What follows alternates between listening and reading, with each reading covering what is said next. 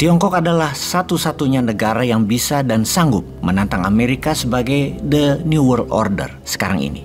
Kalau kita menengok sejarah dunia ke belakang, kita mundur 200 atau 250 tahunan ke belakang. Maka sebelum Amerika menjadi The New World Order, ada Inggris yang mengendalikan dunia selama kurang lebih 200 tahunan yang diakhiri ketika Perang Dunia Kedua selesai. Di mana di tahun 1900-an sebelum Inggris menjadi The New World Order, maka Belanda lah The New World Order sejak tahun 1600-an. Kita tidak perlu menjelaskan lebih jauh lagi ke belakangnya. Ketika penguasa dunia misalnya antara Belanda dan Inggris rebutan siapa yang akan menjadi The New World Order, masih Belanda atau Inggris, ada perang antara 10 sampai 20 tahun lamanya. Demikian juga ketika Inggris diambil kekuatan dunianya oleh Amerika, ada perang antara 10 tahunan. Di Perang Dunia Pertama sekitar 4 tahunan dan Perang Dunia Kedua sekitar 6 tahunan. Sekarang apakah sudah masuk masa perang Amerika ditantang Tiongkok? Akankah tabrakan besar antara Amerika dan Tiongkok dalam waktu dekat? Akankah dunia akan berubah peta kekuatannya juga dalam waktu dekat?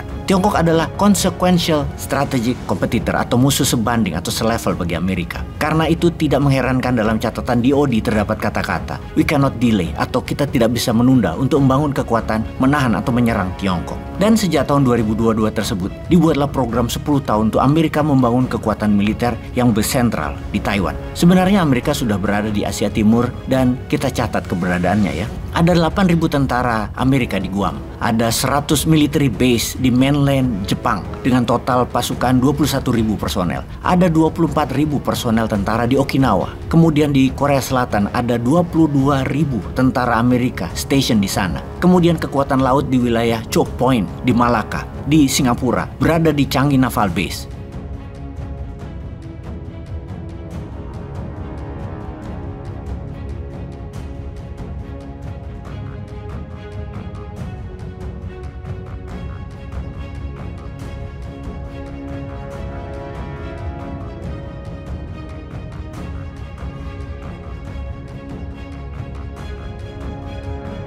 Kemudian dalam catatan Department of Defense Amerika di tahun 2022, kekuatan armada dan personil di wilayah Asia Timur dan Asia Tenggara, Indo-Pasifik dianggap tidak cukup kuat, kurang.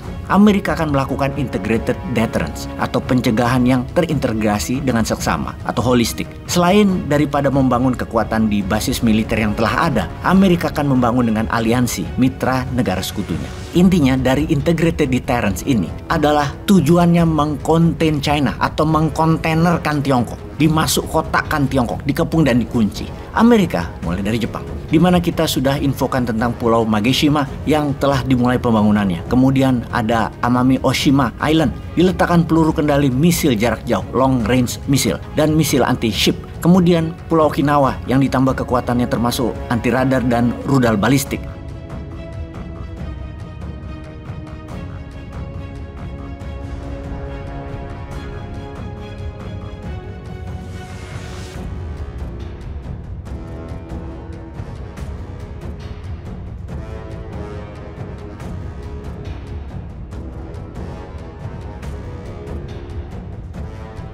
Kemudian di Pulau 2 terdekat dari Taiwan ada Pulau Miyakejima dan Pulau Ishigaki dengan senjata lengkap jarak dekat, menengah, dan jarak jauh untuk anti-ship dan peluru dari darat ke darat, termasuk senjata anti serangan udara. Kemudian di pulau terdekat Taiwan yaitu Pulau Yonaguni, radar terkuat membaca signal diletakkan di sana untuk mengintercept komunikasi Tiongkok.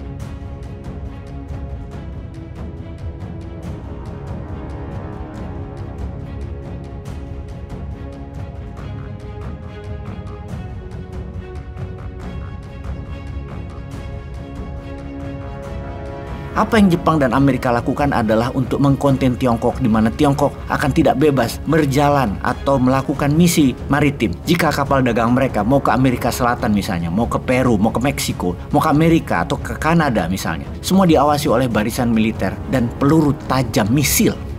Peluru tajam misil. Nggak kayak lewat Selat Makassar, Selat Sumbawa, Selat Sunda. Nggak ada peluru tajam misil Indonesia yang ada di sana. Ya lewat aja kapal asing itu. Kembali ke Jepang. Jepang untuk membangun kekuatan senjatanya ternyata harus meningkatkan anggaran pertahanan 2 kali lipat. Di mana 97% belanja senjata adalah dari Amerika. Wis, pinter iki Amerika kalau urusan dagang begini. Kita lanjut. Secara pertahanan militer yang dilakukan Jepang dan Amerika adalah island chain strategy. Strategi rantai pulau yang disambung-sambung dengan kekuatan misil dan peluru saling silang. Tidak berhenti di Jepang, Amerika membangun pangkalan juga di negara selatannya, yaitu Filipina. Kita tahu sejarah Amerika dengan Filipina. Selama puluhan tahun, Filipina itu dijajah Amerika. Bahkan ketika Filipina merdeka, pangkalan militer Amerika di Filipina masih bercokol sampai tahun 90-an dengan naval base di Teluk Subic yang terkenal. Filipina agaknya punya kekesalan terhadap Tiongkok karena 9 dash line Tiongkok mengambil 2/3 wilayah laut nelayan Filipina atau Laut Barat Filipina atau West Philippine Sea. Sekarang setiap hari nelayan Filipina diusir dan diganggu Coast Guard-nya Tiongkok yang mengawal nelayan Tiongkok mengambil ikan di wilayah Laut Barat Filipina. Apa yang dilakukan Filipina? Filipina main 2 kaki. Dan di sisi Amerika tetap diambil peluang untuk menancapkan kaki di Filipina.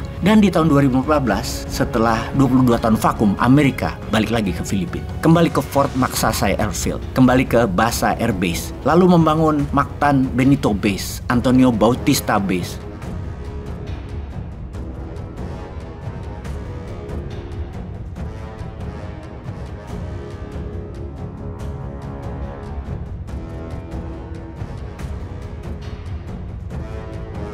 Dan sejak tahun 2022 merupakan bagian dari rencana pertahanan DoD, Department of Defense Amerika. Pangkalan Amerika ditambah 4 lokasi lagi sehingga total menjadi 9 lokasi. Lokasi penambahan ada di pulau paling utara Filipina. Ada Cagayan, Isabela, dan Zambales.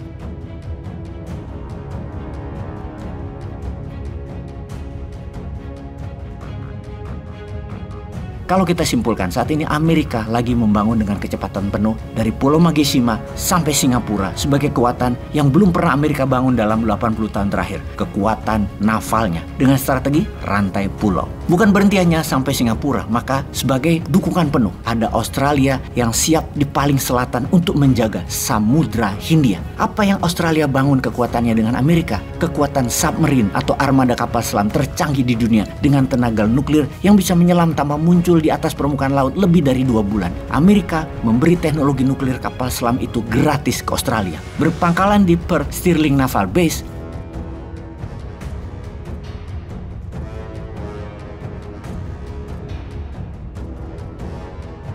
dengan wilayah patrolinya di seluruh perairan Indonesia dan Samudra Hindia. Sekali lagi kita ingatkan, di seluruh perairan bawah laut Indonesia.